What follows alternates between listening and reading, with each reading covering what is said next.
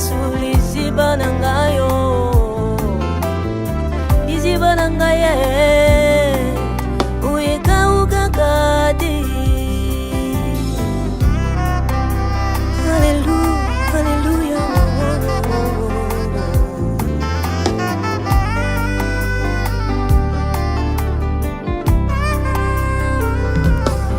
Bakoki kupimela ngambongo, bakoki kuchangata libanda kasi soki nazali na Yesu nakokoma moto atina nakoki kukufela taba boti, bakoki kuchangata libanda kasi soki nazali na Yesu nakokoma moto atina alobi fais-le à moi, vous tous qui êtes chargés, fatigués, et moi je vous donnerai du repos, du repos, du repos.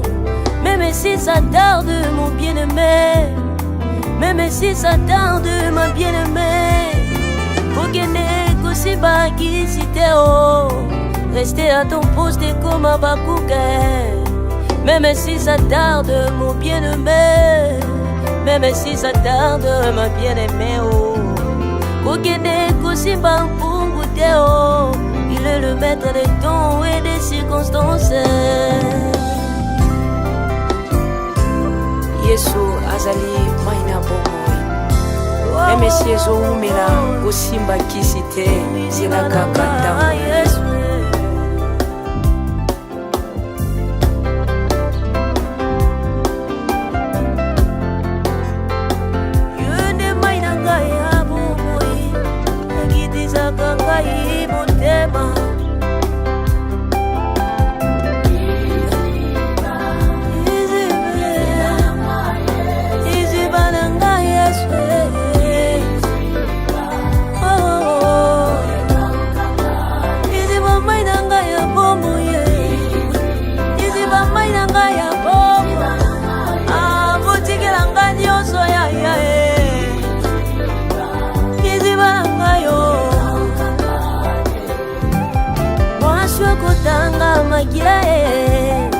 Bambule bele na bomo ina yeo, pasina yo elekaki ya yeteo.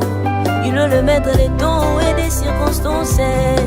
Azua mingi na fulwe, alokota mingi na balabala, akomisa bango basali na ye, akoma bato sanga ekomba na Biblia apesa ye Isaka na mabuko.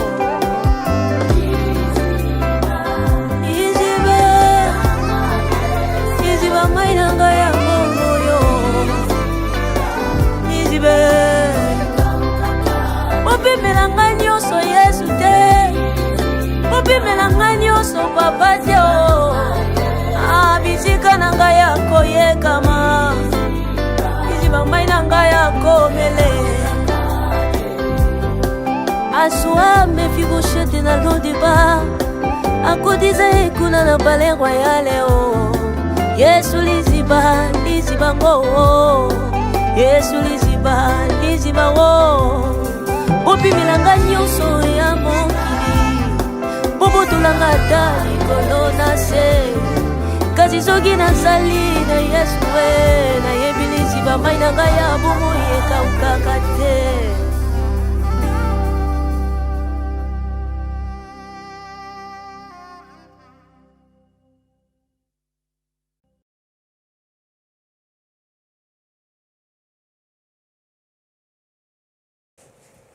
Hello, hello, hello. Welcome to Talk to Me.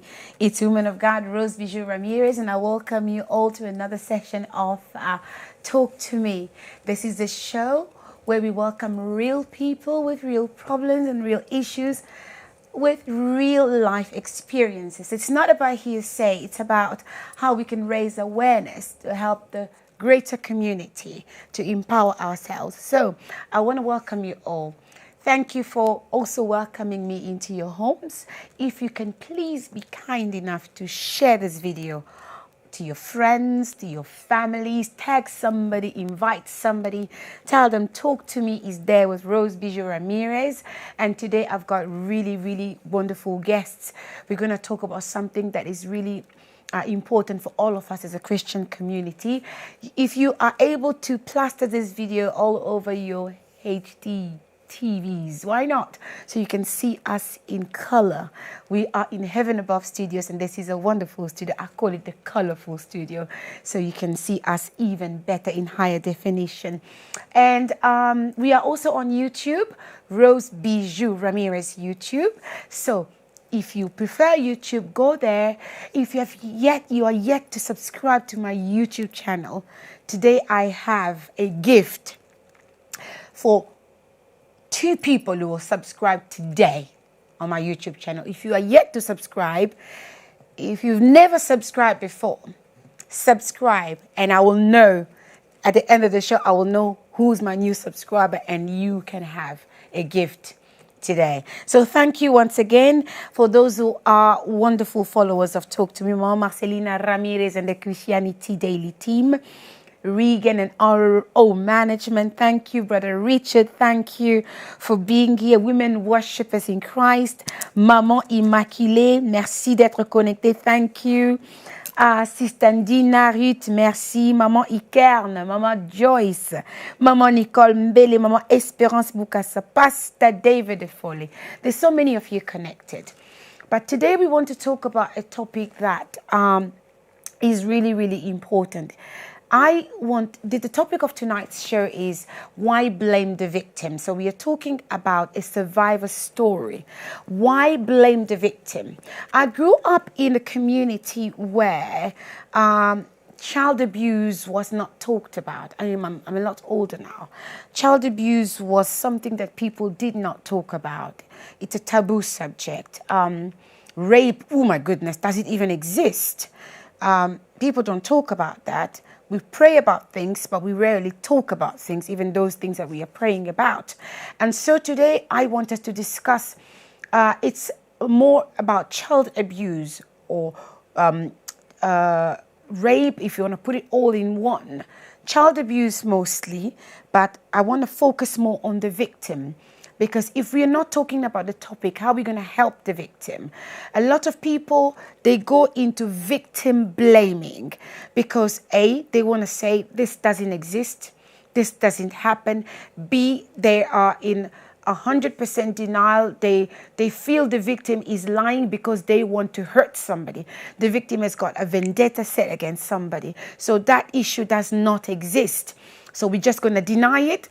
We're going to delete it. We're not going to talk about it at all. So we're going to talk about why blame the victim. I've got a survivor on my platform that we're going to talk about. But just before I carry on, I just want to ask for a short break, just a little break, and we'll be right back and I'll introduce my guests to you. You're watching Talk to Me. Stay connected.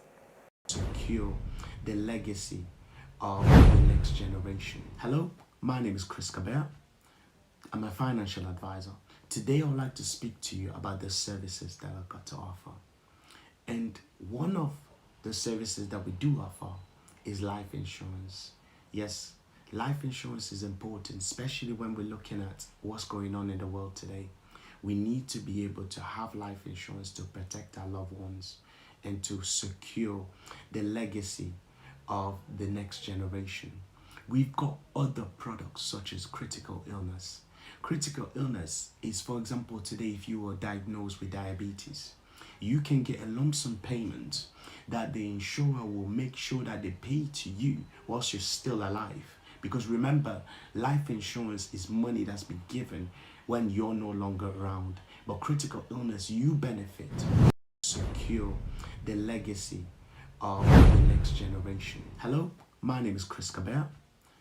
I'm a financial advisor. Today, I would like to speak to you about the services that I've got to offer. And one of the services that we do offer is life insurance.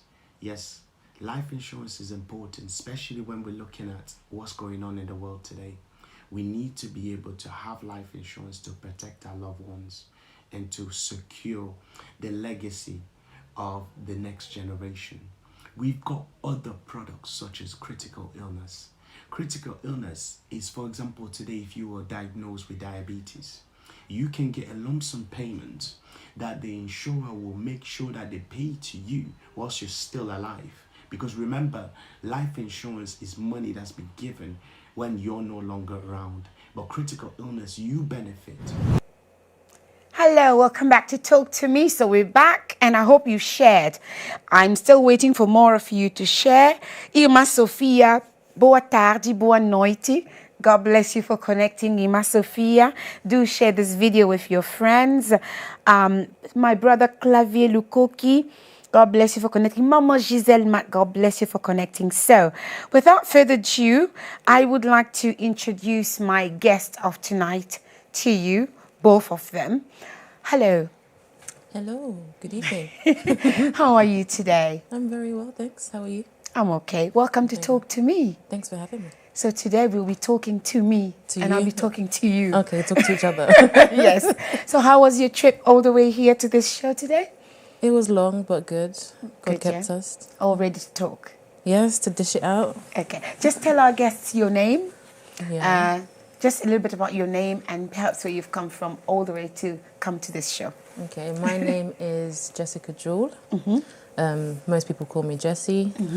I'm 28. I'm a wedding coordinator, events coordinator, and we've come all the way from Milton Keynes. And thank you so much for coming. Hello. Hello, Rose. How are you, Mommy? I'm well, thank you.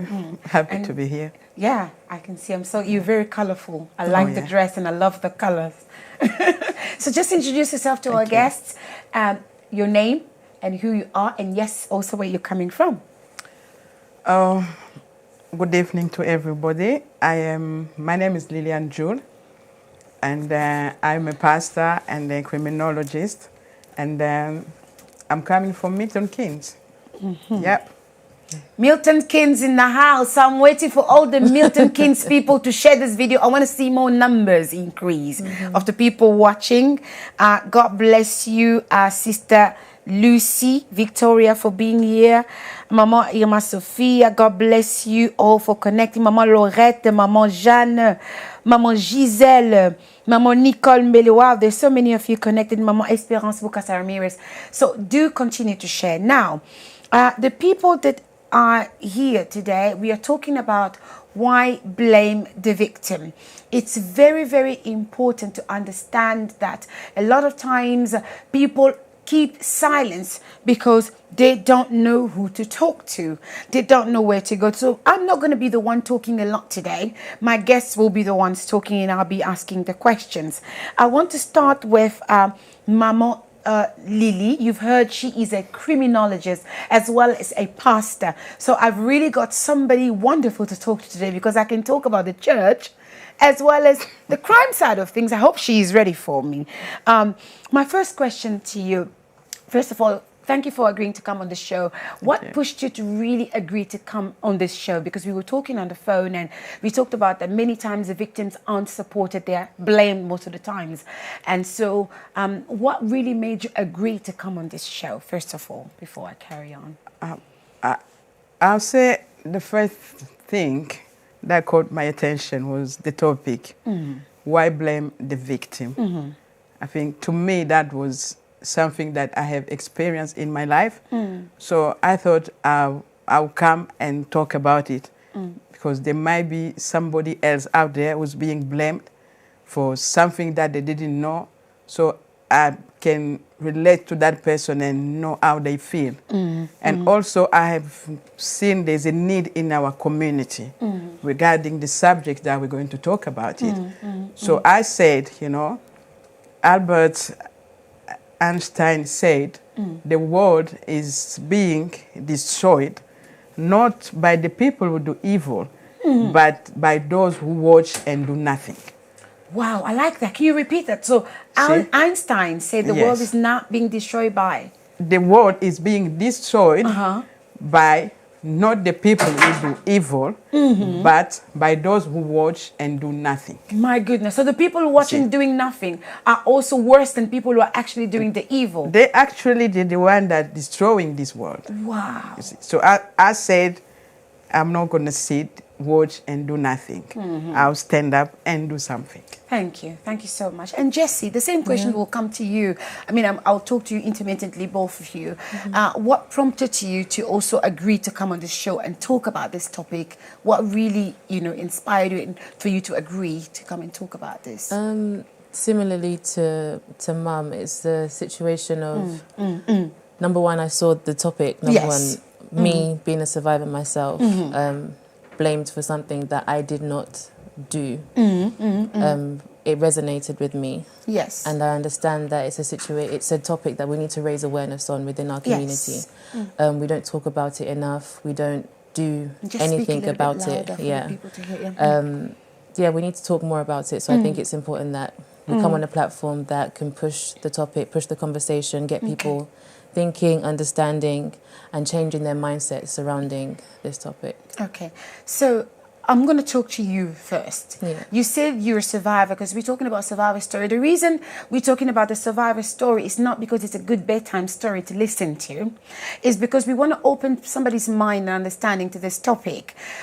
Rape and abuse is happening all around us, and I love the quotations of Albert Einstein that Mama Lily has just quoted. So if you're watching and doing nothing, you are worse than the person committing the evil, because you are actually allowing the evil to grow and spread and continue and settle down comfortably. And so we said enough is enough. So Jess, you're a survivor. In your own words, briefly, can you just relate the story to us? What exactly happened to you for you to be a survivor of abuse? What exactly happened to you? So I'm a survivor of child molestation and assault. Okay. So at the age of 5 was the first time I was basically molested by someone who was close to the family. So it's just like anybody you would deem as an uncle, as a friend. He's someone that is close to the family, Growing up, I even thought that, he must be like related by blood, but with understanding, I knew that he wasn't actually blood related. He was just a friend of the family. A friend of the family that became family, but Basically, really isn't blood family. Yeah. So at the age of 5, we were just in the house as normal. Growing up in a pastor's house, we got guests a lot. You have to explain to the audience. Yeah, so my dad's a pastor, and my mum's mum's a pastor as well. So Mm. we got a lot of people that come over. They used to stay over. And this particular uncle came this time, and I remember it was just a normal day where he came and he invited me upstairs. I was 5 at the time. So he asked me to come upstairs and, just to play or You're 5. however. Yeah. I'm 5, yes, so normal, Yes. nothing. I didn't think anything of it. Went upstairs and he asked me to lay on the bed. So he was already laying on the bed. He's like, oh yeah, come and lay with me inside the bed. So I went in, laid on my side, and he was on his side as well. And then I just felt his hand make its way through to my underwear. Yes. As little as I was, it felt uncomfortable. So I remember taking his hand, like moving it and just saying, move your hand, like Yes. putting it at the back. Yes. So he was like, oh yeah, no, sure, no problem. So he took his hand and put it behind him. But that memory stuck with me, Yes. like for Yes. up until the age that I'm at now. And after that, we just carried on as normal. Nothing. Because you didn't know you did anything wrong. Yeah. You just felt uncomfortable. You did not know. The uncomfortable sensation. Did you stayed tell with me. Mum about the discomfort at the time? No, I don't think I told Mum about this until I don't remember, but it was definitely much later down in time. And then the second time I experienced molestation, I was 11. Wow. Okay. Yeah, I was 11. At this point, it was a different friend of the family. Another friend of the family. Yeah. And we were told that he was coming to stay with us so that he can settle into the country, find his feet, blah, blah, So he's blah. a foreigner Yeah. coming into your home. From my understanding, yeah. He was 33 at the time. He was also a worship leader and worship leader in our the church. Your church. Yeah. Okay. At the time I had my 2 younger siblings, so we were sharing a bedroom. And with time we grew closer. He was very, very charismatic, very funny, very loving. He played with all of us. Knew how to, bring a good energy into the room. A friendly person. Yes. They are friendly people. And just with time, he would then start to come into our room at night to say goodnight. So he'll say, yeah, I'm going to go say goodnight to the kids. So he'd come into the bedroom, he'll kiss my brothers goodnight, come and kiss me goodnight. And then with time, it grew to the point where he would wait for my brothers to actually be asleep and then come into my room, kiss me goodnight. But then my goodness. He would then lay on top of me. What a perv. Yeah. Oh my Literally, goodness. Yeah. So he would lay on top of me. It was weird, but because of how nice and how kind he was, it just seemed a bit innocent or quite normal. Did you understand at this time what was happening, or you just felt uneasy because it was uncomfortable? Did you understand it all? I didn't understand. Weird? There was only a smaller sense of uncomfortability. Mainly because of the fact that he was really kind and really lovely towards me. I kind of thought, surely this must be normal, even though I had like a faint feeling that this wasn't normal. Yes. So throughout the course of this, the abuse or the molestation that I was experiencing, there was a sense of this isn't normal. Yes. However, it was being overpowered by the sense of, okay, this must be normal. He loves you. He shows so much love towards you. He's really kind, all of that. So, yeah, so he would do that regularly, like pretty much every night. He'd come in, say goodnight to my brothers or wait for them to fall asleep. And then he'd come, lay on top of me, like try and tickle me. Yeah. And obviously when they're tickling you, you're feeling other sensations, which was bizarre. But I still didn't say anything.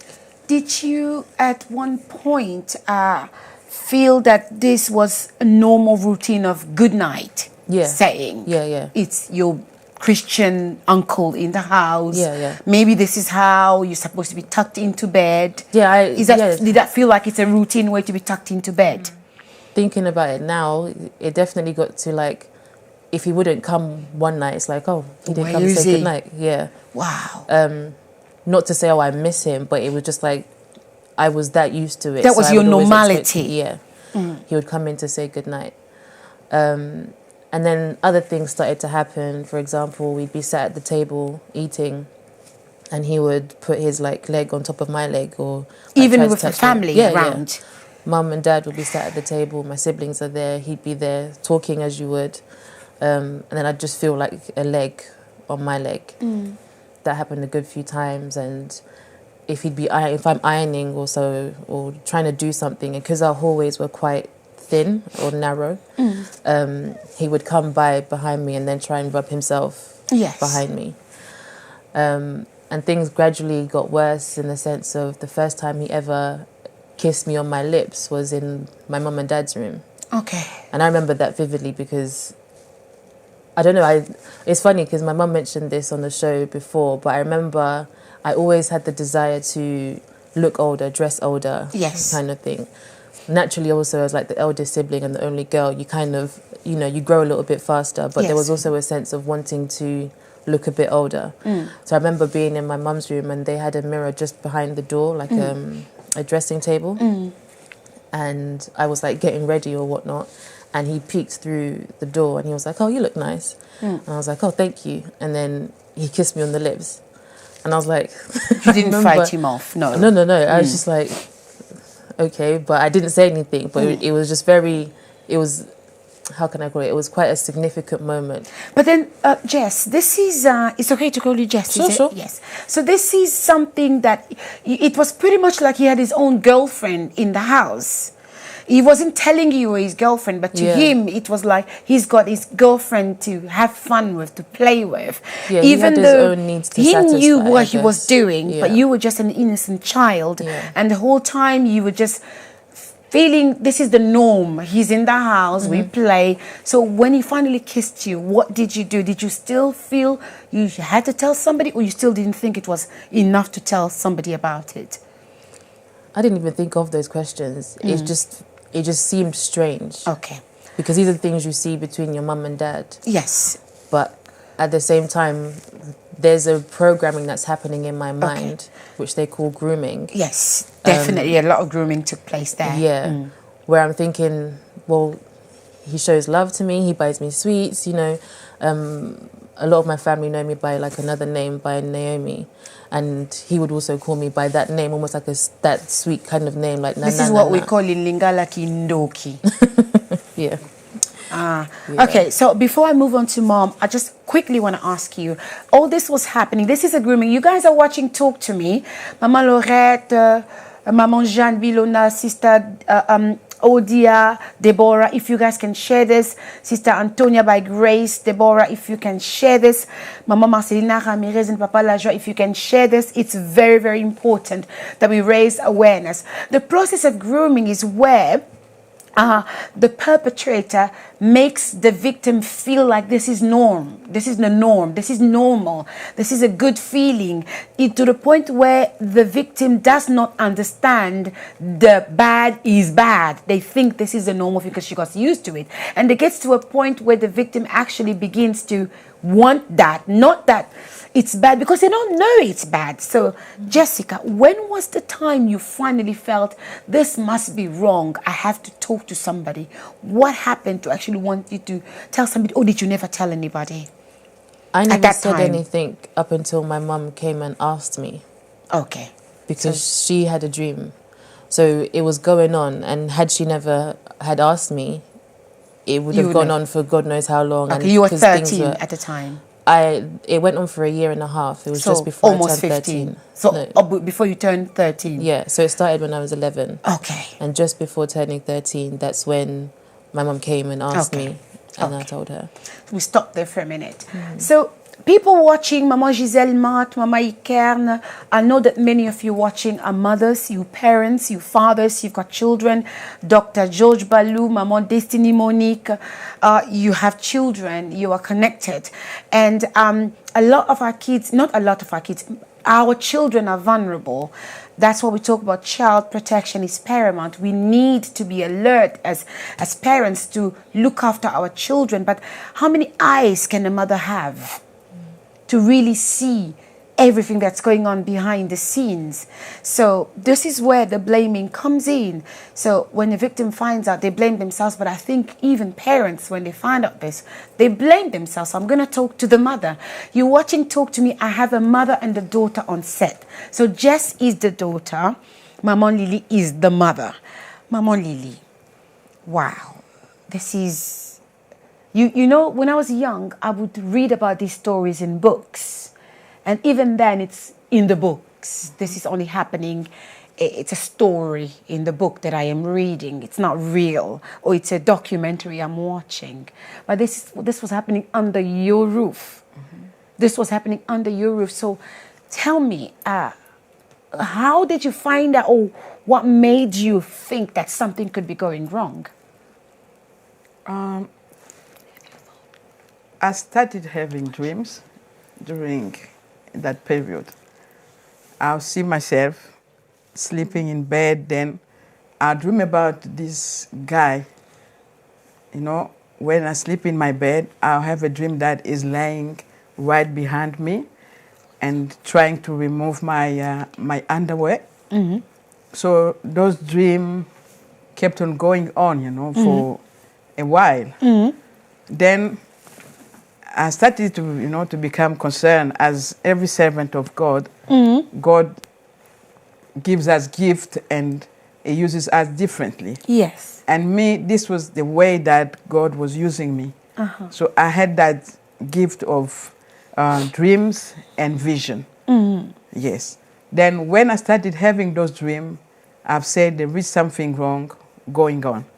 Wow. So you started having dreams. Yes. That's how you started to have an inclination that something could be going wrong. Yes. My exactly. goodness. Yeah. Then I said to myself, God is telling me something here. Then from my discernment, whenever God was saying something that had to do with my children, God will show it like it was happening to my own body. Then when I've seen those dreams, I said, oh, I am not doing these things. So if it's not me, that means it's one of my child. Yes. Then I said, okay, I shouldn't like rush think. Let me start paying attention to the details in the house. Then I've noticed this guy will come sometime behind Jess, try to hug Jess. But then whenever he sees me coming or another adult person coming, you know, close to them, he would like push Jess and kind of go Move away. Yes. You see, move away. Then I ask myself questions and say, what is going on here? You know, why is he afraid? You know, whenever he sees another person or somebody coming close to them, he will kind of, you know, move away. Yeah, if it's normal, keep on doing it then. That means he himself knows that this is not normal what he's doing. You see. Then after I've seen that like 2 times, I've asked somebody else, a visitor that came to our house, and they said to me, oh, we've noticed something like that as well, but, you know, we thought, you know, we'll not tell you, but, you know, like trying to keep silence and see, you see. Then there was another girl, another visitor, because we used to welcome a lot of people in our house. As pastors. You know, as pastors, especially Congolese. You see, my God. this guy came to our house to seek help. He did not have a place to live. He didn't have state for this country. So he was trying to find himself in this country. And so, you do this when you're being helped. exactly. And this was during the period where my husband was on and off sick in the hospital. That's, you know, every, like, 2 days a week, my husband would be in the hospital. And you leave the kids with him. And, you know, it was a period where things were a bit hard for us. Yeah. We just started the church, and this was the worship leader. Oh, my goodness. So someone that you trust, you see. Then I started having those dreams, and I said, no, I'll talk to Jess. I called Jess and asked, Jess, I'm having this dream. I feel like something wrong is happening in the house. Do you have something to tell me? Yes. Because I'm dreaming about this guy. Do you have something to tell me? And straight away, she opened up and start telling me what was Holy Spirit, you're amazing. The What was Holy happening. Spirit is amazing. And I said, this He was God. reveals hidden things. This Carry was on, God. Mama Lily. Yeah. Then she told me, and you know, as a mother, I was angry. I felt like disappointed, broken, you know. Which mother wouldn't, you know, be disappointed? And this was a worship leader, very charming person, you see. And when he sings, you see people crying, listening to him singing. You see, this is, every time I tell this story, I say to servant of God, pastors, you know, men working in the church, don't be fooled by the gift. The sheep's skin, more like. By the gift. You know, someone operating in their gift, no matter how accurate that gift is, it does not mean that they are holy. Wow. There's a difference between Say holiness that again. and a gift. Someone operating in their gift. In their gift, they are accurate. They're very good in their gift. Does not mean that they are holy. Thank you. Holiness is a lifestyle. Is a different thing. It has nothing to do with the gift. But we have people in the world. They are gifted as well. Yeah. People like, you know, Whitney Houston. Yeah. She's gifted. A lot of people are gifted, but it does not mean they're anointed. That's correct. They're not anointed. Thank you. So when you then just told you, what did you do? I was angry. I wanted, you know, to go and, you know, strong with this guy. Go kill him. You're a criminologist. You studied the crime. You don't do the crime. I was not a criminologist yet. I was just a mother. Yes, of course. You know, I was just a mother. Yeah. Because I've done my criminology degree after that, you see. Then I decided to say, we can't, you know, carry on like this. I talked to my husband. I explained to him the dreams and explained to him what Jess said to me. And my husband said, look, we need to do our own investigation and we need to have a meeting in the church. Yes. Like gather everyone, only the leaders in the church, and talk about it. Just stop there for a minute. Thank you, Maman Lily. There is something happening here.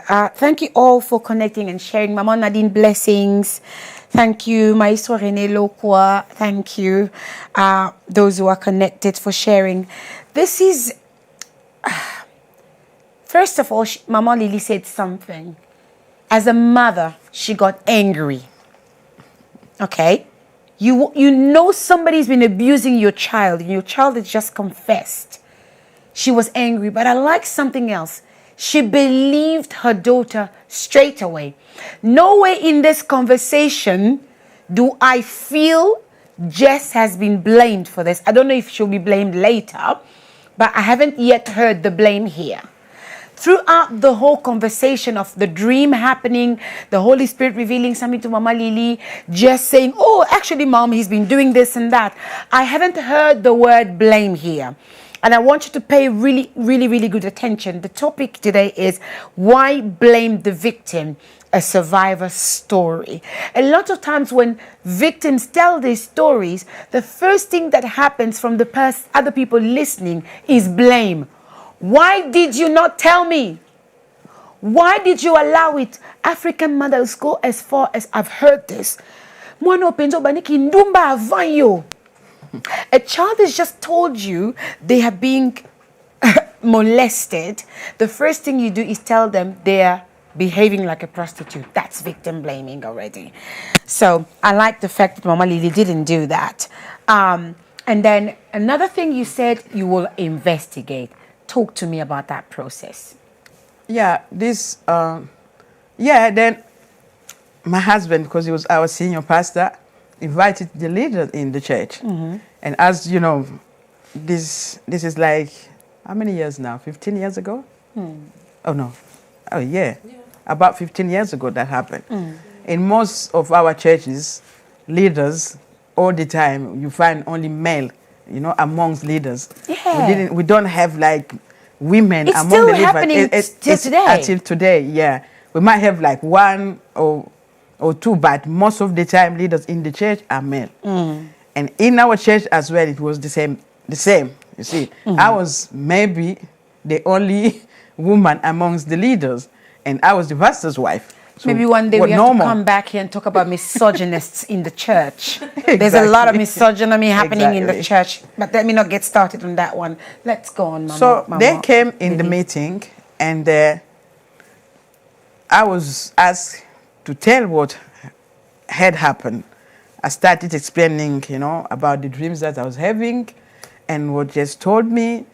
And notice this, Jess was not allowed to be in that meeting because, according to our culture, a child, you can't, when you're having like something like that in confrontation, you can't put a child and another person for respect, the child shouldn't be there. Yes. So I had to speak for Jess. I had to explain what Jess told me. And when I explained, the guy broke up, started crying, and... Who was crying? This guy. The perpetrator. The perpetrator. Hey, crying for what? He started crying and screaming and said, this woman is a liar. Hey! She's a witch. Oh! Calling me name and saying things.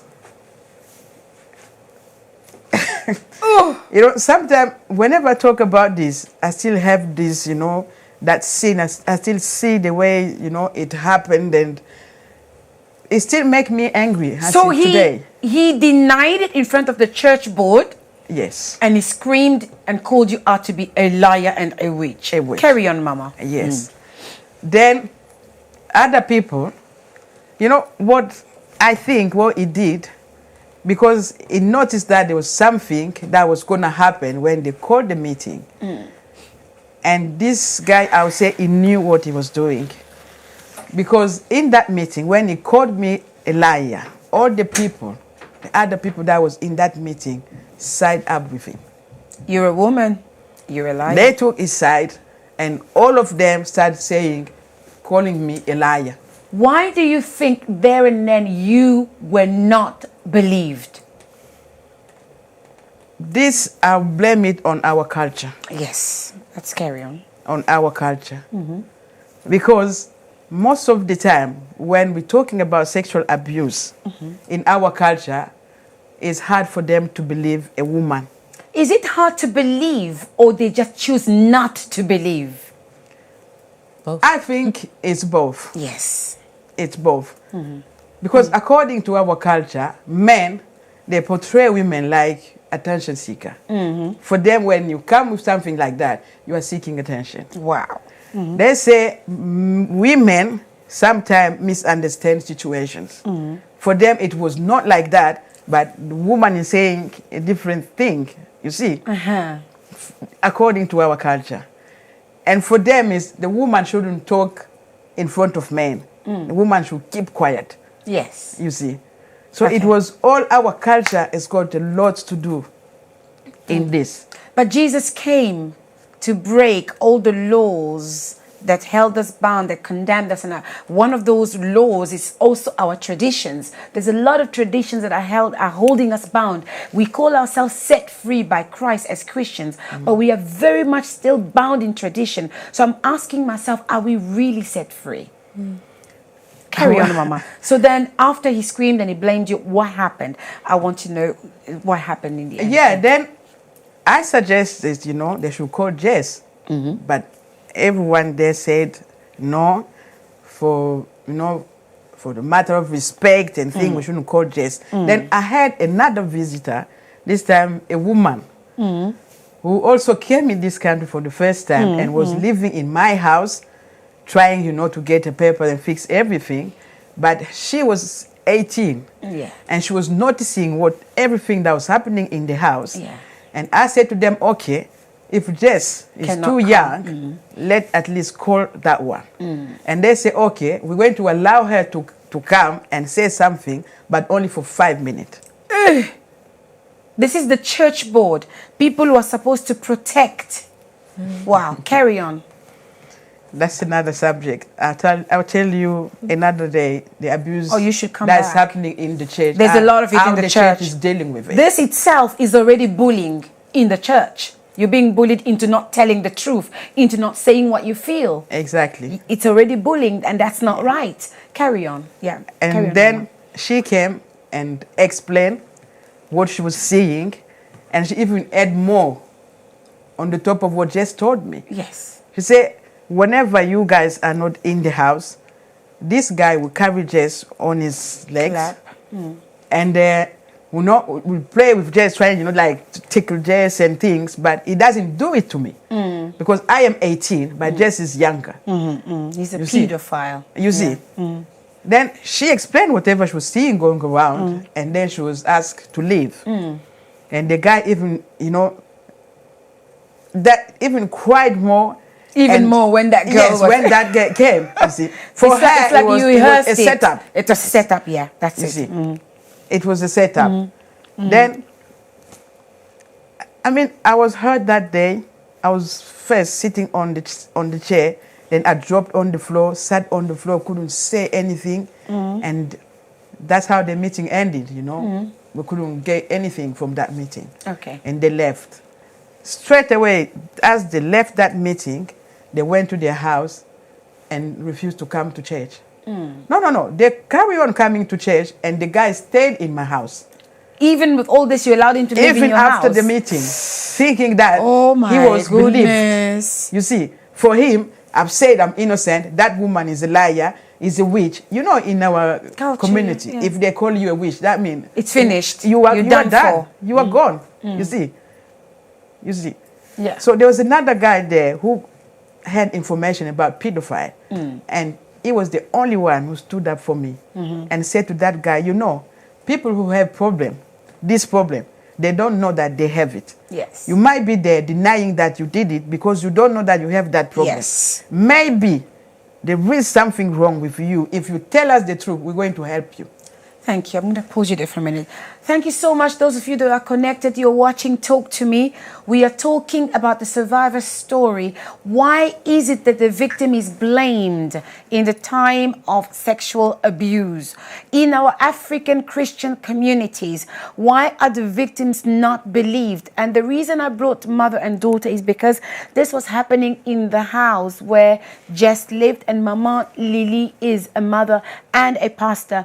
Jess's father is a pastor, and the perpetrators were people they trusted, people that served in their church, people they hosted in their house, people they housed in their house.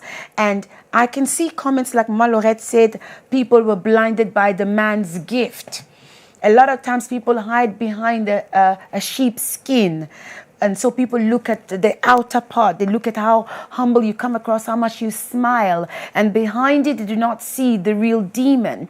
And also Mama Lily said something important. She said a lot of times when people are pedophiles or they have these urges to molest children, they themselves do not know they are sick, and so therefore when somebody blames them of something, doing something wrong, suddenly they are shocked. How come you are saying, I just touched her, I never did anything indecent? Because indecency does not exist in their mind. Their conscience is rotten. They're not good in their heads. Mom, there's a sister connected here. She is called Cardozo. And she's condemning all of this as well. Anna Cardozo Asante says it's very important to have often conversation with our children and tell them the truth of lives so that they can be careful. So it's good to have conversations with our kids so that you will open their understanding about what could go wrong, so that they will know when the abuse is happening. A lot of times we just shield them from the truth. So I want to ask you, so in your words, why is it that people find it harder to, I know you partly answered it, why is it that people find it harder to believe the abuse that is happening around? Is it because they want to protect themselves? Is it because they are worried about having to investigate it? Or what is it? What makes them not want to believe it? You said culture, but yeah. Yeah, there's culture, there are structures in the society. There are a lot of things, you know. It's just women being oppressed, you see. Who's going to believe her? If you check our criminal justice system, it's full of discrimination against women. All the higher places are occupied by men, you see. And also, this crime, you know, blaming the victim is a way of silencing them. Yes. It's a quick way of silencing the victim. If someone who is a victim know that when they go and tell their story, they're going to be blamed. They will be called Ndumba. They will be called like witches. They will be called, like, most of the time in our culture, when a woman go and tell a story, what they say, she provoked. Yes. You see? Oh, the way she dressed. The way she dressed. Oh, the way she talks. You see? This is what? Taking the blame away from the perpetrator and putting it on the victim. That is really sad. Thank you all for connecting and sharing. Please do share. We are also on YouTube, Rose Bijoux Ramires. I said I will give a prize to somebody that subscribes as a new subscriber. So you haven't yet subscribed, I've got a prize for you at the end of this show. Sister Jess, did you ever blame yourself for this? At any point in your life during all of the first molestation and the second molestation, did you ever blame yourself for maybe allowing this to happen or for not telling anybody? I never blamed myself. Good girl. I never blamed myself. I just questioned why, especially when I heard that I was labeled the Ndumba. Oh, were you now? Yeah. As a child, At as a 11. 13-year-old, you started early, girl. At 11. My goodness. I wasn't even fully developed at the time. An but 11-year-old Ndumba. Yeah. But those who are watching, Ndumba is in Lingala, which means a prostitute, basically. Yeah. Yeah, carry on. Yeah, I remember I found this out at the age of 16, that's the label that got placed on me. So I just kind of asked why when it wasn't my fault. Yeah. So there was never a point that I thought it was my fault Good or anything. girl. It was just a situation of asking, but why is it that I'm the one that's being blamed for it? So, yeah, because whilst growing up, I never even understood that there was an issue with that. It just with understanding, with growth and things, that's when I understood that, oh, it was actually abuse, it was actually molestation and grooming, all these different things. But yeah, I never. Good. But after you understood what had happened to you, can you then understand now why some victims can blame themselves, and do they ever sometimes feel a sense of disgust?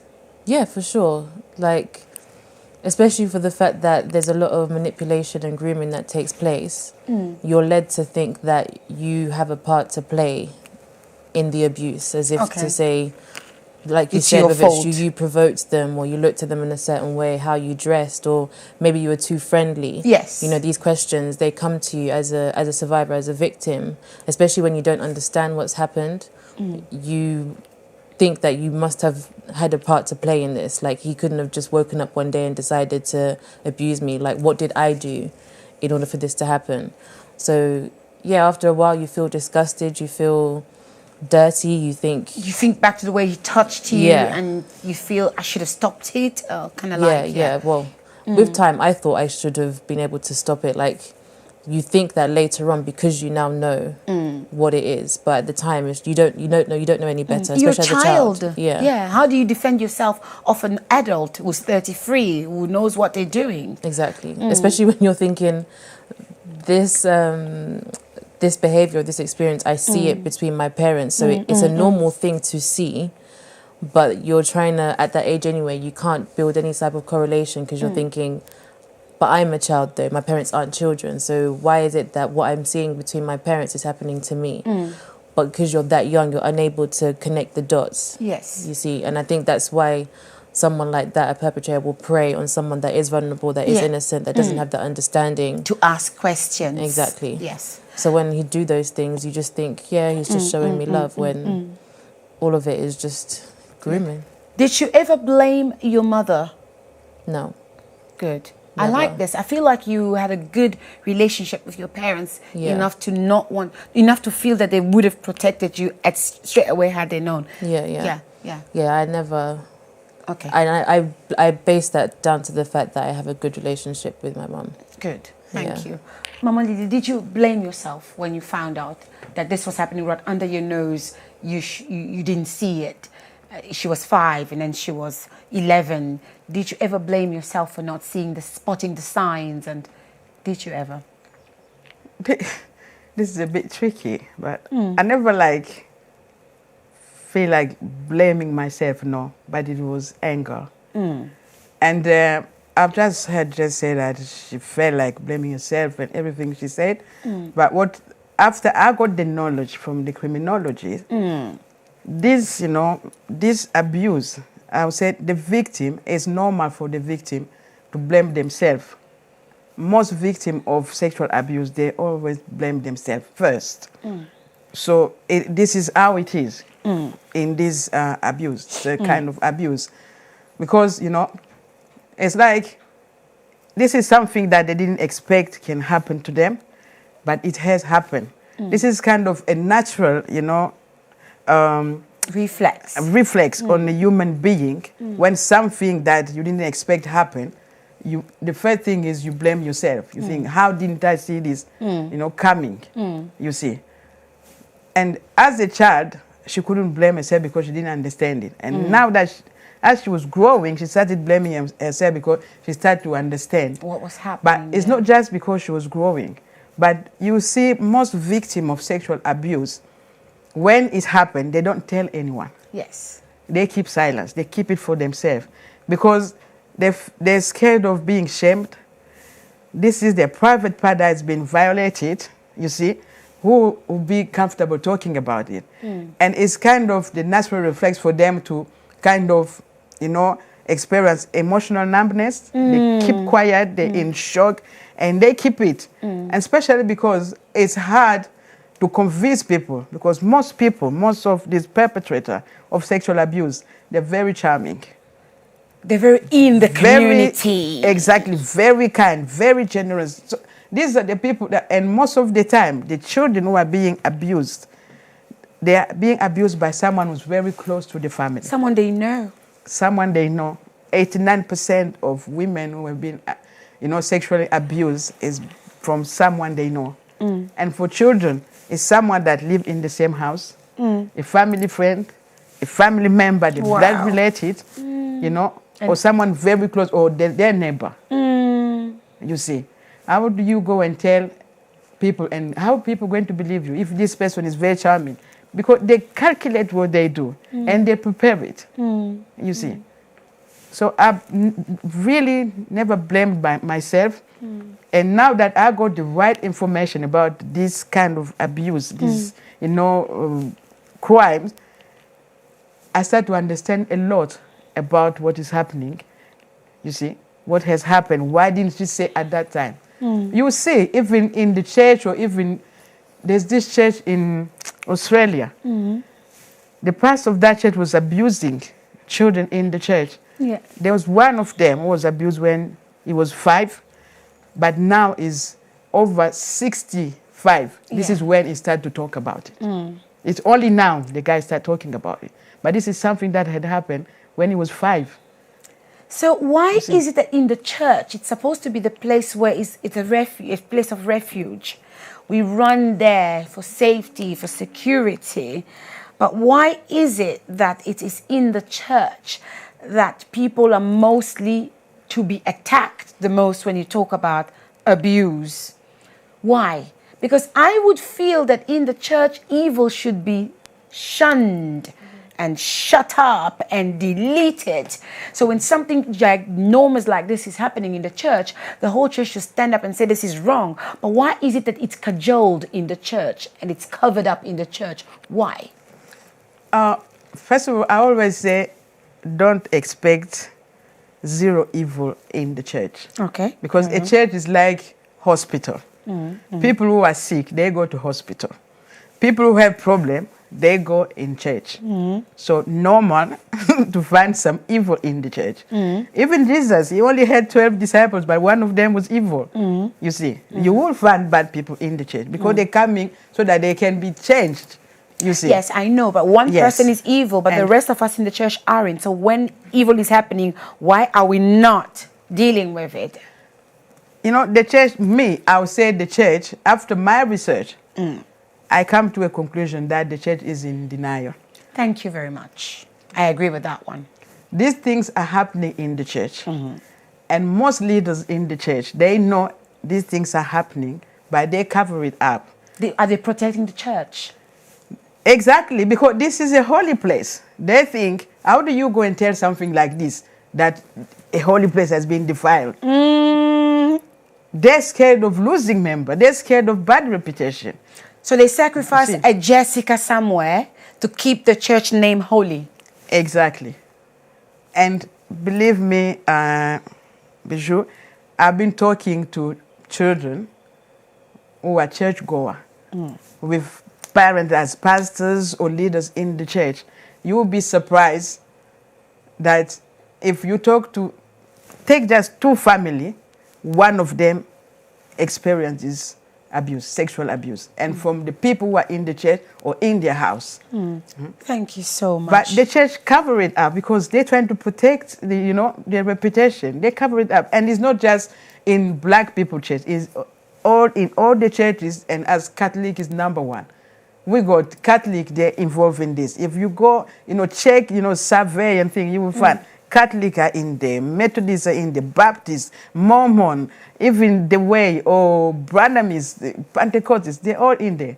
And he said that 10% of people leave the church because of sexual abuse every year. Because it wasn't dealt with correctly, because they didn't feel supported. It wasn't, exactly. Now, I see Sister Beauté Divine connected. Mama Marceline Londo Myonga, welcome back from the Congo, Mama Marceline Londo Myonga.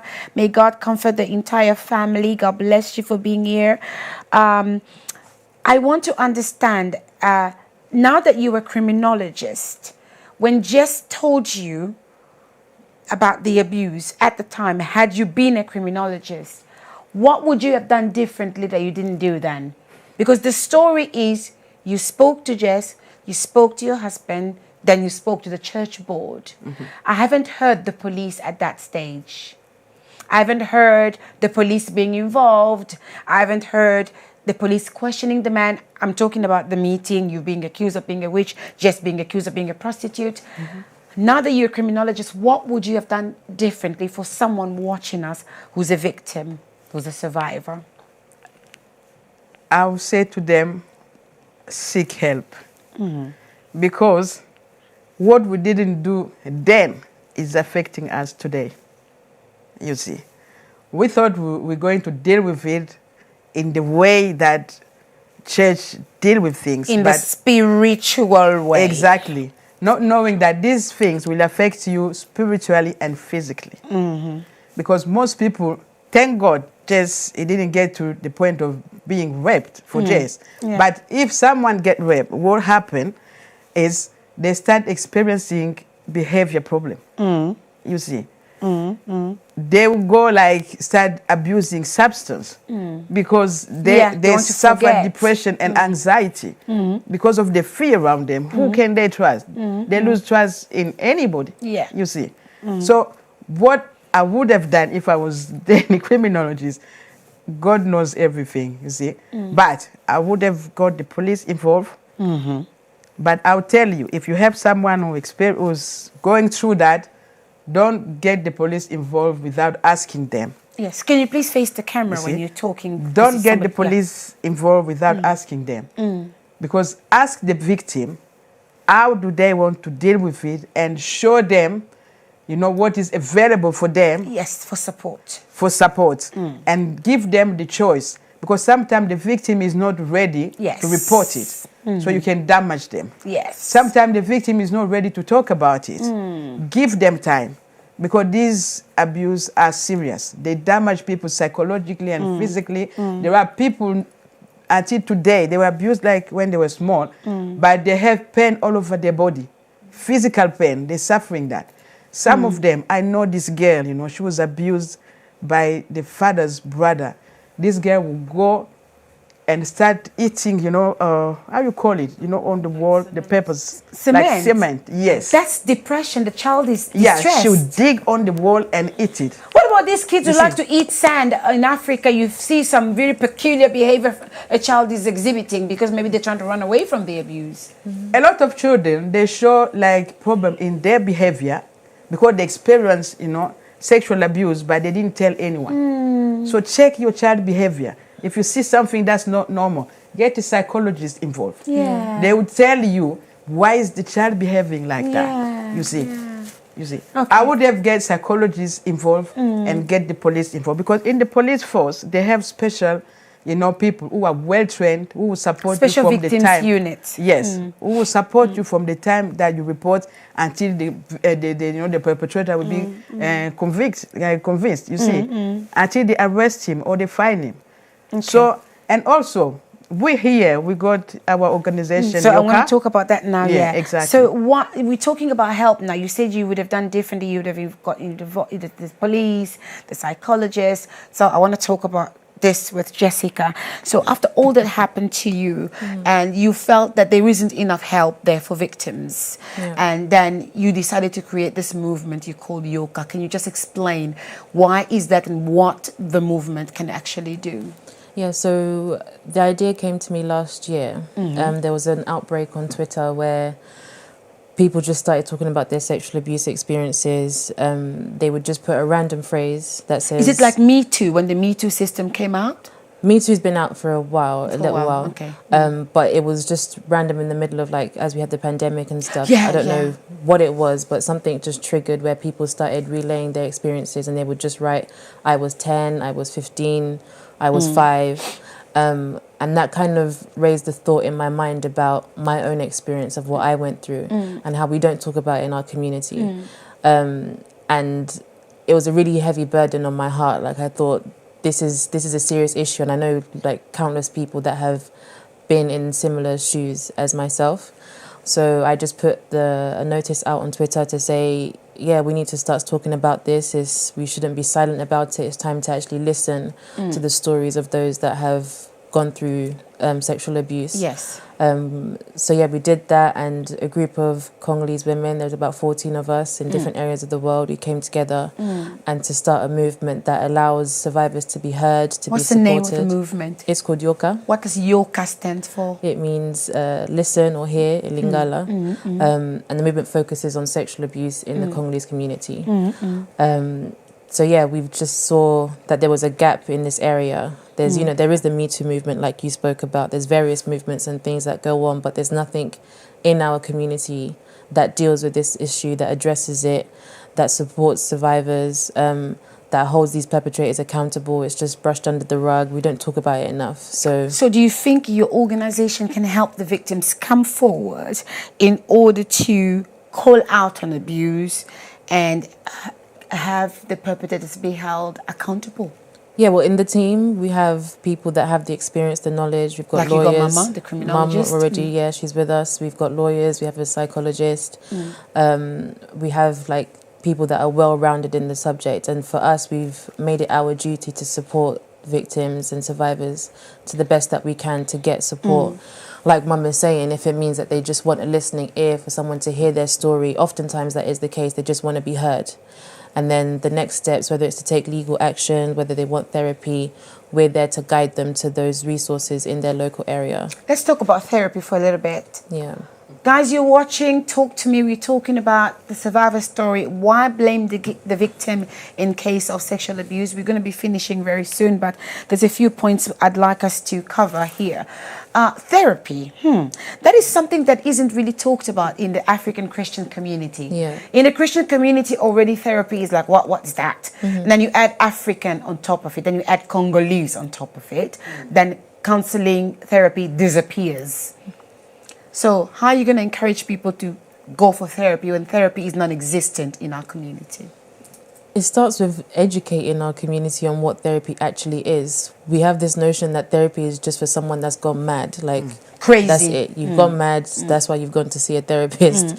Whereas for myself, with my own experience, therapy was because I was, number one, to unpick the situation that I had gone through, and to also provide support to understand my thinking, my patterns through life. Like, why am I behaving in this way? Why did this happen? How can I do better? How can I heal from this situation? So yeah, educating our community on what therapy is, making them understand that it's a positive, it's not a negative, to, you know, remove the stereotypes that are attached to the idea of counselling and therapy, and to know that you can confidently and openly say that I am in therapy, you know, and you don't have to be scared of someone that's in therapy or as really warm and you're they're thinking crazy, they're mad. No, that means that someone is on the process and a journey of healing and that they are getting better. Thank you. So yeah, I think it's the unlearning and the relearning of what therapy is. Thank you. Mama Lily, so in your field as a pastor, as a criminologist,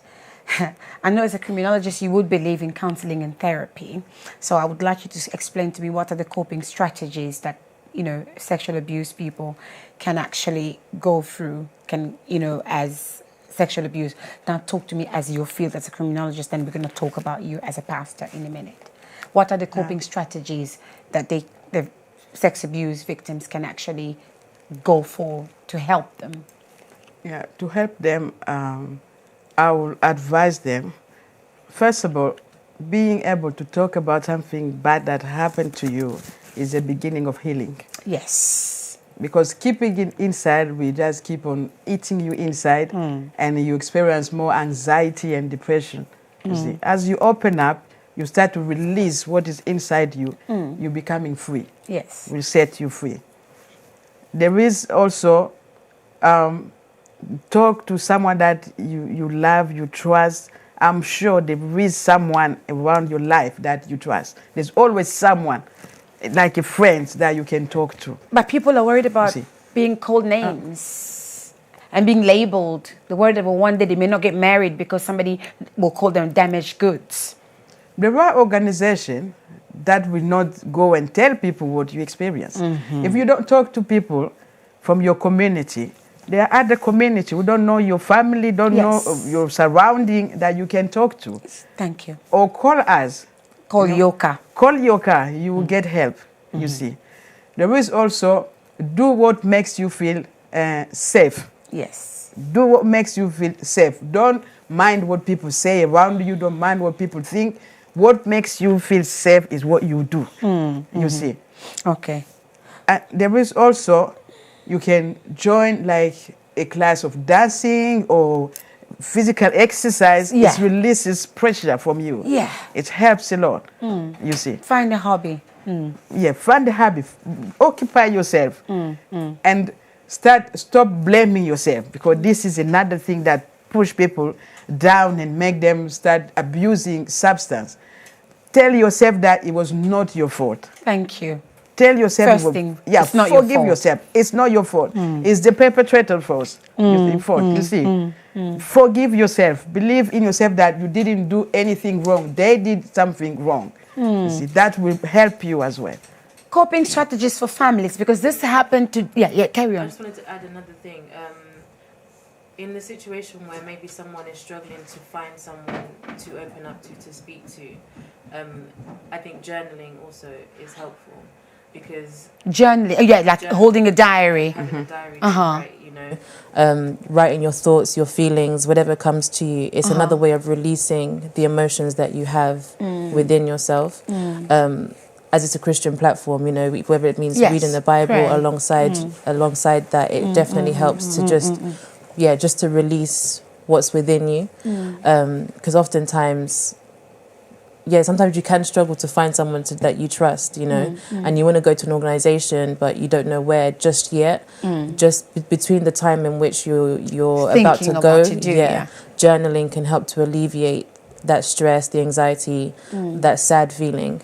It's a good release. Yeah. Mama Lily, coping strategies for families. Thanks, Jess. Because I know it affects the victim, but it also affects the family. In your case, it affected the father, who is the pastor in the church. It affected this brother who was a singer, although we want the perpetrator to just be put in prison and the key locked away. I know God asks us to, you know, forgive and all that. I know I'll forgive him in prison. I'll forgive him. I'll bring him chicken and chips in prison while he's being restored. I will pray for him in prison. Thank you very much. All perpetrators out there, I hope you're listening.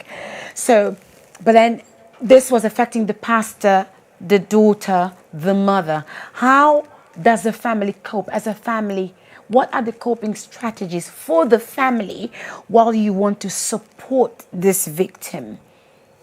Yeah, first of all, I'll tell you, even as the pastor, I believe in the law of the country, you know, respecting the law.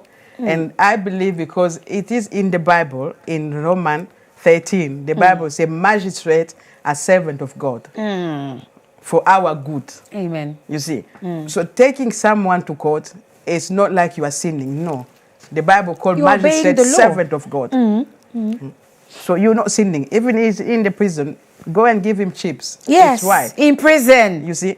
Because the Bible says God does not take, you know, a perpetrator as an innocent and an innocent as a perpetrator. No. Things have gone upside down. And for the family, you need love. When something like this happens, that person who has been abused, the whole family is broken. You know, increase love between you, increase conversation with your children, between parents. Believe your children. I know it's not just believe anything that your child will say, but as a parent, you know your children when they're telling the truth. You know, show them love, support them. Where you know people reject them, you go and pick them up, love them more. You see, and do things together, like going to the restaurant, going to the cinema. You see, giving each other, you know, presents, celebrate each other. Because when Jess was called name, was like, you know, labeled, you know, things, everything that people used to say. It hurt you too. It did, but that did not stop me from holding my child's hand and go out. Amen. Support them. You see, stand with them. You know, that will lift them up. This is what we need in the family. Because I've seen in other family, when a child is abused like that, that child get rejected. The mother is ashamed to go out with that child. Can you say this in French? You see. J'ai remarqué dans d'autres familles, je n'ai pas remarqué, mais c'est ce que j'ai constaté, et c'est ce que j'ai fait mes enquêtes, et je suis arrivé à une conclusion. Dans la famille, si votre enfant a été abusé, parents, aimez vos enfants encore plus. Faites-leur confiance, donne-leur l'occasion de vous parler, que vos enfants puissent s'ouvrir et faire sortir tout ce qu'il y a à l'intérieur d'eux, et essayez de les protéger, puisque la plupart des enfants qui sont abusés, si ces enfants sentent que vous, les parents, vous ne les avez pas protégés, ils vont vous attaquer plus tard dans leur vie. Ils vont vous blâmer. Ils vont mettre la faute sur vous parce que vous ne les avez pas protégés. Et ceci peut causer la rébellion dans vos enfants. Voyez, vous êtes là, parents, prenez vos responsabilités. Ne protégez pas les membres de vos familles parce que vous avez peur de ce que la famille va faire. Ce que vous êtes en train de protéger aujourd'hui, vous protégez les gens qui ont abusé vos enfants. Vos enfants, quand ils vont commencer à souffrir de la dépression, quand ils vont commencer à souffrir de l'anxiété, ils vont devenir très agressifs. Ils vont commencer à se comporter d'une façon bizarre qui va amener même plus de la honte dans votre famille, plus que même ce que vous êtes en train d'essayer de protéger là. Vous êtes parents, prenez vos responsabilités, aimez vos enfants. Merci. Restez tout autour d'eux et montrez-leur de l'amour. Thank you so much. Yoka, how can people join Yoka, and what kind of support do you want the community to give you as the founder of this organization called Yoka? Well, we are on all platforms. First of all, we're on Twitter, Facebook, Instagram, YouTube, and it's simply Yoka Movement, spelled MVMT. And honestly, the support of the community would mean a lot, and it's not just for us, but it's going back to the community. What kind of support So do you in the want? sense of whether it's financial support, whether it's support through services and resources, whether it's even through your skill set. So for example, at the moment we're looking for administrators, we're looking for translators, we're looking for graphics designers. All of these things work towards the bigger picture. It's to also invite us on your platforms for us to talk about these issues so that we can reach your audiences that are far and close to your location. You know, when we have like documentaries or monologues that are out there, share the content, because you might have a survivor on your platform, you might have a survivor at home that sees these things that will be encouraged and feel like they can also speak up. So yeah, it's a situation where when you support us, you're supporting the victims. You're helping us to hold the people accountable for what they've done. Okay, we're about to finish. So if you were to get money, Yes. what would you be doing with the money? What would If you somebody do were with to the money? fund your Yoka movement with the money, £100, £20, £300, what would the funds go towards? There's various things that we have in the pipeline. So for example, we're hoping to be able to fund counselling and therapy for survivors as well. That's something that is really key for us so that they can get the support that they need, because therapy is not cheap. Yeah. You know, counselling is not cheap.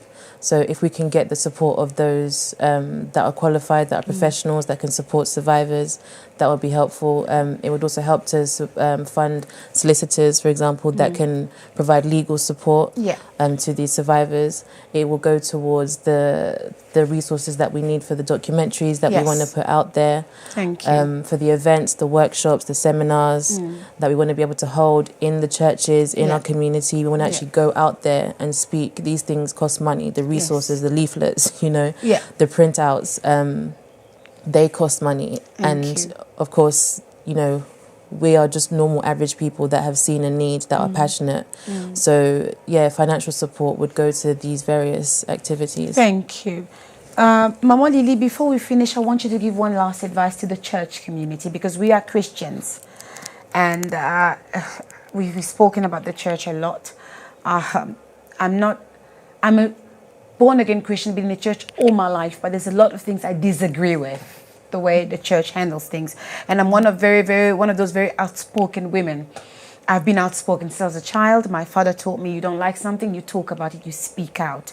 And sometimes people find me quite too forthcoming, but I think we need that in a community where people are too quiet about things that people should air out in the open.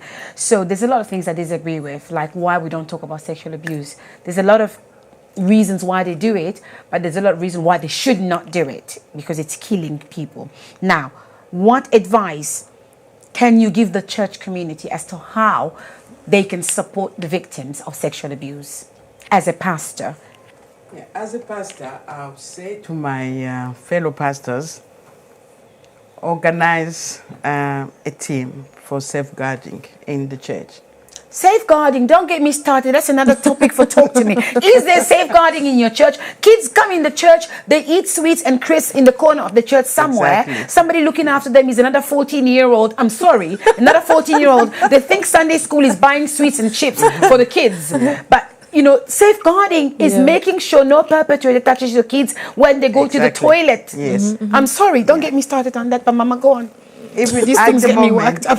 the law in this country about safeguarding, you know, it's like in your church, if you want to appoint someone as a leader, there must be vetting. You must have CRB. CRB? Oh, Mama, If you You're don't have such a it in your criminologist. church, What are you talking about? CRB? Have you criminally checked your members in the church? no, what I'm saying is what this What should country be has done. put now down Thank out you. there. Like, it's the law now. The Bible said to us to obey the law of the country. Thank you, Mama. Keep on. You see? Obey the law of the country. Have a team of people, mix, you know, Yes. like women and men, who will be ready to listen to those people who are being sexually abused. Invite people in to make sure they criminally check those leaders in the church. Exactly. And invite people to talk about to talk to people who are sexually abused. Allow them to speak about it. Don't consider it as a subject that is taboo. Never talk about it. No, because I can say the church is losing power nowadays because of things like that. Covering up, you know, for sin and things does not help the church. Okay. You see. Okay. Now, Listen to the victim. Protect the victim, not the perpetrator. thank you. One more. We're finishing now. So Can you I last add? advice. I'm so You're sorry. coming. Let Mama finish because we've done the.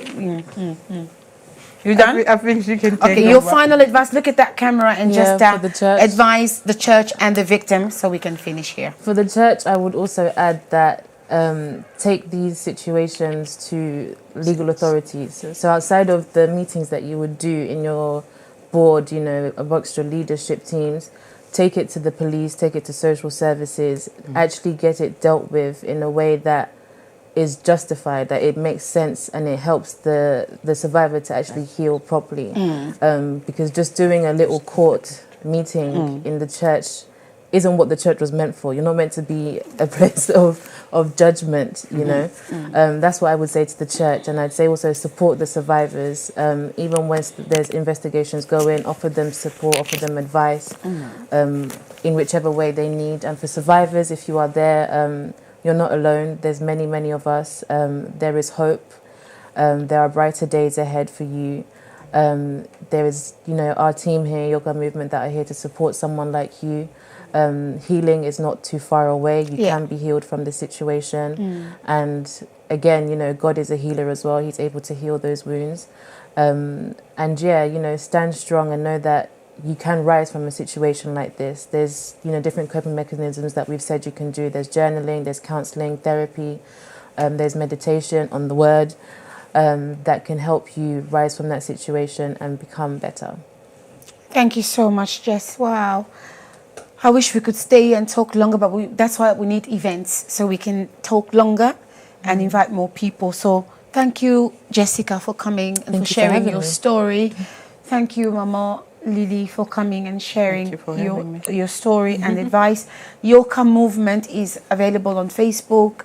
Contact Sister Jessica JULE on her Facebook and do support this movement. It will help many victims. Sister Nora P. Lusala, God bless you. Maman Adoratrice Belotire, my sister, God bless you for connecting. There are so many of you who are connected. Clavier Lukoki, Mama Ikarn Kudinga, Brother Charles Mwambi says the so-called community and leaders all must be trained on how to protect our children. Benedict Tamboy says a safeguarding leader is required for all vulnerable children as well as vulnerable adults in the church. Romeo Chris says CRB check, very, very important. So thank you all for connecting. You were watching Talk to Me. I just want to summarize quickly. We were talking about why blame the victim, and you will hear from the beginning to the end, and I'm praying that you will share this video. Please share to your friends and family. Please do share it. It's very important that people in our community hear what we've had to say. So victims are blamed, in summary, because people in the community, in the church, in the families want to silence them. They don't want to shame themselves. They don't want the church to look unholy if they expose rape and abuse and sexual abuse happening in the church. The community wants to be seen that this doesn't happen in our community. It's only in books, it's only in documentaries. People want to hide the evil because they want to seem like they're all nice and comfortable. Well, enough of that. People are seriously dying of depression. People are committing suicide. There was a rain, like a rain of suicides that was happening about 4 or 5 years ago, and a lot of those victims that were killing themselves were abused. They were depressed about something that happened to them. So we can heal people by just ironing out these issues. And please, let's not protect the perpetrator. He's a criminal. He needs to be corrected, advised, taught how to get healed from that mental disease. But the person that needs to be protected is the victim. So the next time your child, a member in the church, a member in the family, a friend's child comes to you and tells you that they're being abused, do not label them, do not call them names. To summon up the courage to tell you takes a lot. Mama Lily said somebody spoke about it when they were 65 years old. So it takes a lot of courage for someone to come to you and tell you. So when they do, show them that you love them. Show them that you care. Show them that they are not to blame. When you blame, you shut the doors. People will not tell you anymore because you've blamed. And unfortunately, that will serve as an example for other victims. Oh, they did not believe Jess. What makes me feel they'll believe me? You silence them further. So let's support the victims. Help is out there. If you go in England on the NHS website, you can type support for sexual victims. Numbers will come up for you. You can contact your GP for support. They can refer you to the correct person to counsel you. You can contact Yoka Movement, which is local to us. They've got counselors, they will support you. We can pray, but prayer is not a substitute for counseling. Christians, there's a difference between prayer and therapy. You can pray and go to therapy. You don't pray and ignore therapy. They are two different things, and therapy is not a sin. It's a further support on top of prayer. So don't ever feel that you are sinning if you go for counseling, and don't just pray and ignore therapy. There's a reason why God gave knowledge and understanding to doctors. They are there to help us. So thank you for watching this, and I pray that if you're a victim out there, know that God loves you. It's not over for you. The perpetrator hurt you, but not everybody is evil. There is hope for you. God cares. We care, and we are here. Contact me on Christianity Daily page if you're affected by this topic, and I can direct you to Sister Jess and Maman Lily. Thank you so much. Now for our announcements, we've got the Women Worshippers United in Christ. They are going to have a show coming up very soon. It's a women worshippers team, movement, a group, organization, and you will know more about that on the 22nd of June when, 22nd of May, we'll be here on Heaven Above Studios to talk about this group. If you want to connect with us, don't miss out on the 22nd of May.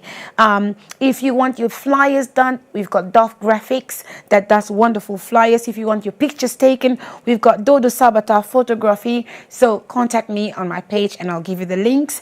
If you want money transfer to Angola, contact Benvindo Kuzulu on 079-400-98809. If you want herbal medication, we are still in the pandemic. Coronavirus came.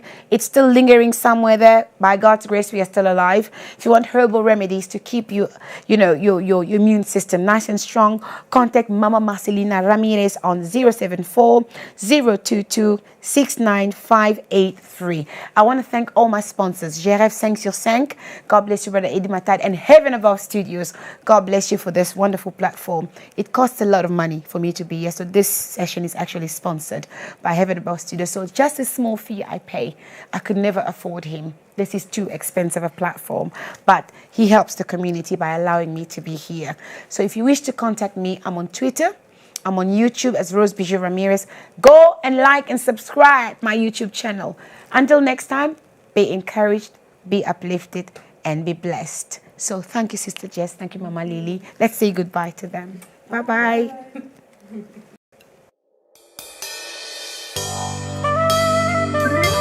Seigneur, tu t'approches de ceux qui s'approchent de toi.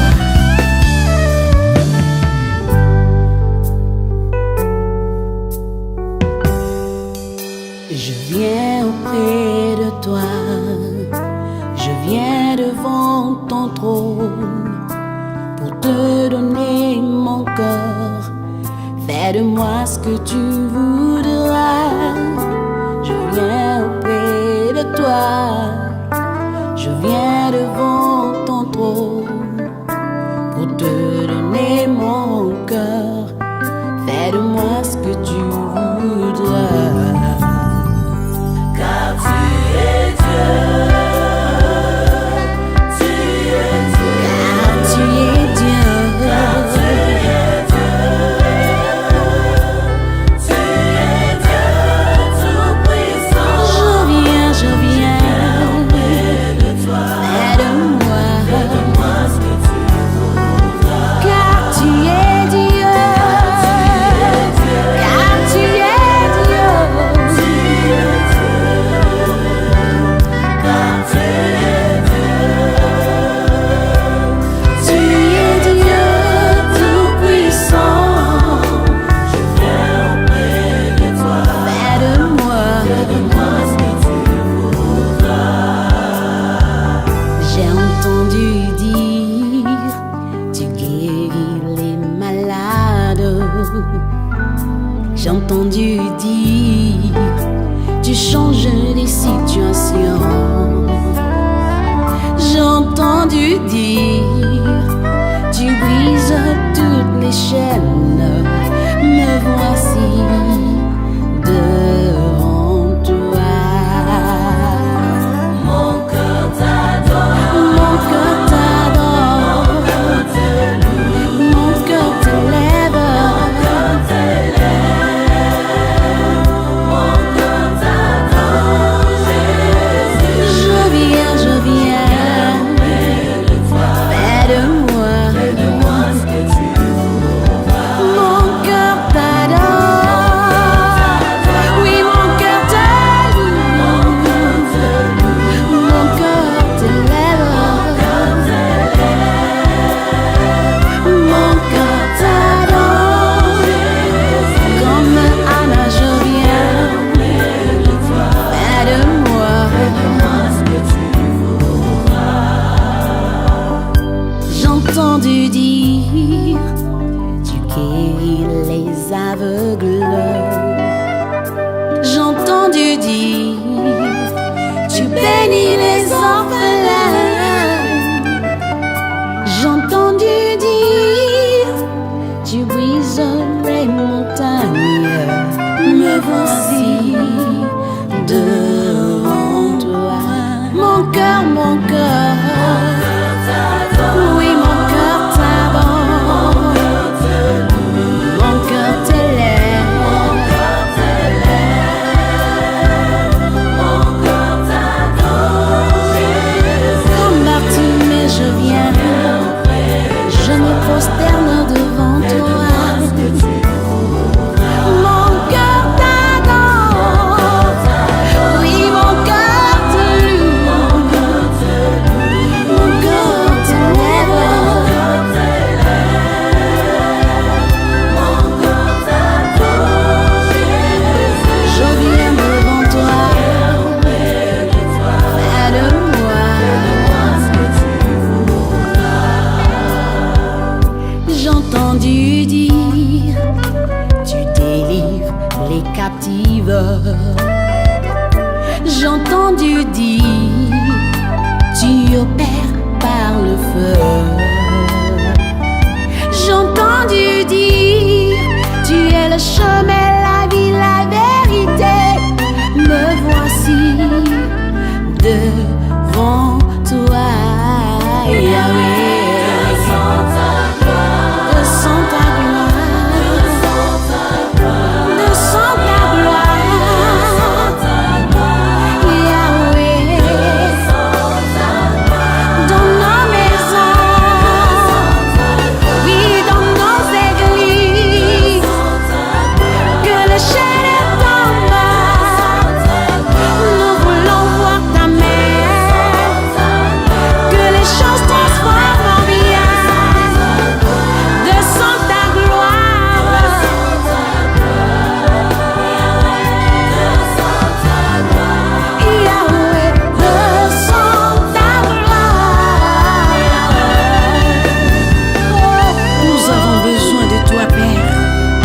Tu descends, tu changes des situations.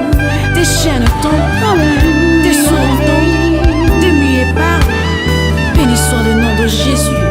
Viens opérer, Jésus. Viens changer des situations. Nous avons besoin de toi.